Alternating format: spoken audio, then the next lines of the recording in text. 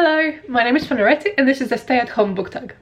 I was tagged to do this by my friend Kieran from KD Books, who is a booktuber that does reviews of all the Man Booker winners. If you're interested in reading good books, I will leave his channel down below. This tag has 9 questions. Question number 1 is what book you have or you could have read in one day. So for that, I would have to say most recently was Punk 57, which was a romance book in the new adult genre. I listened to it through audiobook, and although it was like over 10 hours long, I did finish it within the 24-hour of me purchasing it, because it was quite addicting and it was quite simple to understand. It's just a love story. It wasn't complicated, it was not proper literature, so it was quite easy and simple to follow through. I do like to read some books that are like quite simple to understand before I go up to a new classic. So the classic that I'm about to start is Frankenstein by Mary...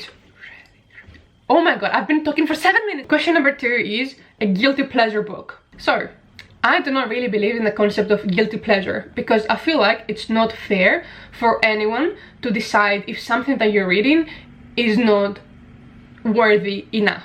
Why would you feel guilty about something that makes you happy? But if I was to judge myself in my own standards, every time that I read a book that's just brain dead, I feel guilty about it. So for example, when I read Penelope Douglas, I do not feel very proud of myself because I'm not really achieving anything. It's like I am just consuming entertainment, so at that extent I'm not proud of me, but at the same time I'm very happy that I'm doing what I'm doing, because I know that not everything needs to be educational and not everything needs to be compared. So yeah, I don't really have a proper answer for that, and I'm sorry, but yeah, I just don't like the concept of feeling guilty about things that actually bring you joy and they don't harm anyone else. So question number 3, a series that you want to start. So I would really like to start the Northern Lights series by Philip Pullman. I have heard many good things about this book. I know it's like kind of targeting a younger audience, but I've heard that the characters, especially the protagonist, is very well developed. So once upon a time, when I used to be the target audience of this book, I started reading it and I got so scared that I made my mom return the book. Now that I'm actually more mature and I'm not scared of my own shadow as much, I thought it would be a good time to start at some point during the summer. So question number 4 is a book that has been in your TBR for ages. So TBR is to be read, so a book that I have been meaning to read for ages, and that is Eragon by Christopher Paolini. And so this book is very close and dear to my heart because one of my best friends, Fotini, gifted it to me when we were teenagers. And not only that, she also has put her own notes inside of it. So when it's something like amazing happens, she has given me little notes on it. And I have started this book when she gifted it to me and I went this far through, but for some reason I stopped reading it. And I am extremely fond of this world and this magic system, and I like the characters a lot, so there's no reason for me to not finish it, and I really want to read the whole series. And I know he is one of her favorite writers and this is one of her favorite books, and I know how much it means to her, and I feel kind of stupid that I haven't finished it yet, but this is one of the first books that I will pick up during the summer. I will also purchase the audiobook so I can be listening to it while I'm reading it, which will probably help my little brain comprehend the story much better. Question number 5, a book that you recently bought because of the hype. So since last year, when I found BookTube existed, every booktuber that I've ever liked really loved this book, but the person that actually convinced me into purchasing it was Reading with Cindy, I think, who is somebody that is always very critical of books. So once I realized she loves the duology, I was like, okay, she is somebody who is savage, so if there was something about this book that was terrible, she would have told me. So I absolutely loved it. I think the hype is extremely justifiable, and I've already contributed to the hype because I have already recommended it, I think, twice in my videos. So yeah, this book was 100% worth the hype, and I'm very happy that I've read it. So question number 6, a book that has had a positive impact on you.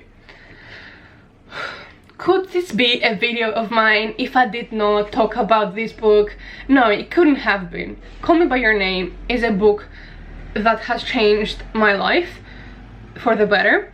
This is a book that has really impacted me, both as an individual but as an artist as well.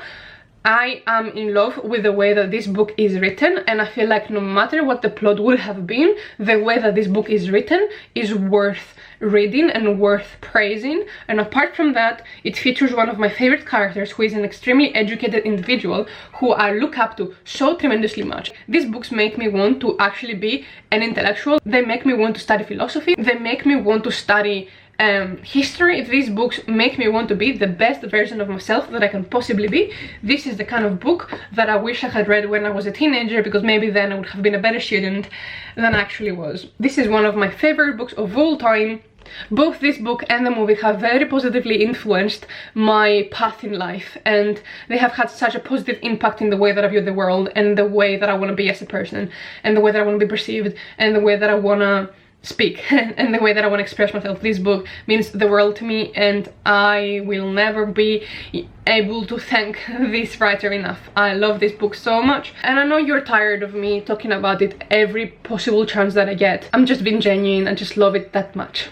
Question number 7, a book that you were gifted. This might seem a bit silly to you, but the first time that I ever saw this book, I was at a bookstore in Greece when I was like 15, and I remember looking at it and being so happy to find it, but I remember it was quite expensive and I couldn't afford it at the time. I've always had it in the back of my mind, because once I had the money to invest on it, I would actually purchase it for myself. And then it was Christmas of this year that my mom handed me my wrapped present, and the moment I held it, I'm like, oh my god, this is the book. And I had it upside down, and the moment I ripped it and I realized it's the book, I started crying like a little baby. I was crying hysterically. I was so happy, and it was this book. Peter Pan to me is my favorite hero, and I do collect Peter Pan books. I want to have every Peter Pan book that has ever existed. I really love them. I want the different covers. It's the only thing that I actually collect, and I love Peter Pan books tremendously, to the point that the Christmas present that I bought for myself was Peter Pan books. This book is a 3D version of the Peter Pan story, and it pops up like that, and it even plays music. Look.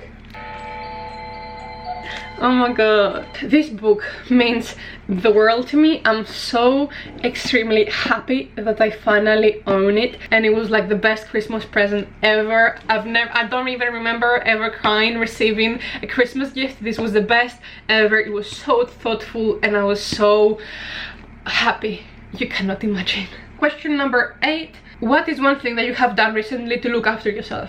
So, not gonna lie to you, the moment quarantine started, I have not done much of anything to take care of myself, because anytime that I'm actually unhappy, I tend to really punish myself for it. So I haven't really done anything to actually help myself, but I have done to make myself happier. And I did purchase a desk. It's funny that I waited to graduate university in order to actually purchase a desk. I wish I could show you the view, but because I live in the city center of my town, you will immediately know where I live, and that's not something that I want, even with my limited audience. It's just something that's not worth the risk. And finally, question number 9 is name a book coming out soon. Just by looking at me, I feel like you know what book I'm excited for. You can just tell by my vibe that this is the only book I care about right now. And like I said, I don't feel guilty about it. Not even a little bit, not even at all. And I even repurchased this so I can reread it before I can finally read this. I read Twilight when I was a teenager, and it really had a massive impact on me, because it was the first time that I was reading a book that had a romance plotline. And I remember we would come back home from school, and instead of going to eat dinner with my family, I would have my lunch in my bedroom in order to read while I'm eating. And I remember I used to hate doing my homework as a kid, so I would procrastinate on doing it, but because of this book I would actually try to finish my homework as fast as possible so I could read some of the book before I had to go to Taekwondo practice. This book made my teenage years, and I absolutely adore it. It's very unfair how many people just hate this book purely because teenage girls love it. There's nothing that bad about this book. It's not badly written, the plot is interesting, the love story is cute, there's nothing that's actually that problematic about this book, and it does not deserve the hate that people have been giving it. And I am so excited to read Midnight Sun. Oh my god, I was one of those people that had gone to the website like of the writer to start reading it, but then I was like, well, I just will wait for it to be published. And 10 years later it's getting published, and I am absolutely thrilled. I never read new releases. I much prefer to read books that I already know have been praised and are like widely acknowledged. So this is the first time that I have ever pre-ordered a book in my life. And I am so excited for it. I'm so excited. This is like one of the highlights of my summer, because every plan that I had for my summer has gone down the toilet because of the virus. So right now this is the only thing that is actually exciting, and I cannot wait. This is the moment that I meant to tag people to do the same video, but to be honest with you, I don't feel comfortable doing that because I don't really know anyone apart from the person that tagged me. So if you want to do this tag, feel free to do it. I don't need to tag you. You are your own human, make your choices. So that was everything. Thank you so much for your time. Have a great day. Bye.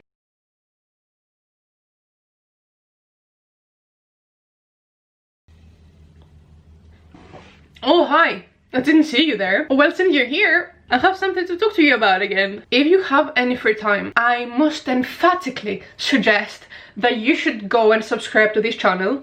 It's the National Theatre, and they post a new play every Thursday, and they keep it up for 1 week, in which you can watch some of the best plays of the decade. It's incredible. National Theatre is basically a company that records a theatrical play as if it is a movie, so it has many different shots, so it does feel like you're watching a low budget movie, but it's the most immersive experience you could get on a movie, because it feels like you're there. And for some reason, the less detail the settings have, the more immersed you feel, because your imagination fills in the gaps, so it feels like you are reading a book at the same time while you're watching a movie. It's amazing performances, incredible music, amazing theatrical plays, and amazing narratives. You cannot imagine how worthy of your time these plays are. It's one of the best things that have happened to me through quarantine.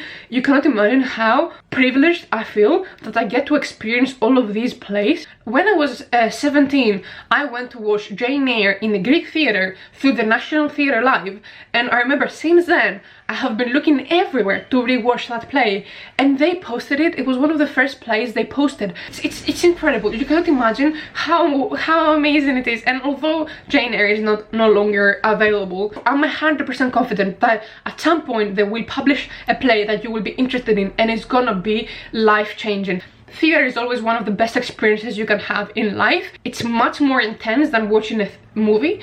It's much more intense than reading a book. It's the best of both worlds. Please check out this channel. It's really, really worth your time, and it's for free. It's for free. You know how expensive these plays are to actually attend? Oh my god, hundreds and hundreds of pounds. Oh my god. Well, that was everything. Thank you so much. Bye.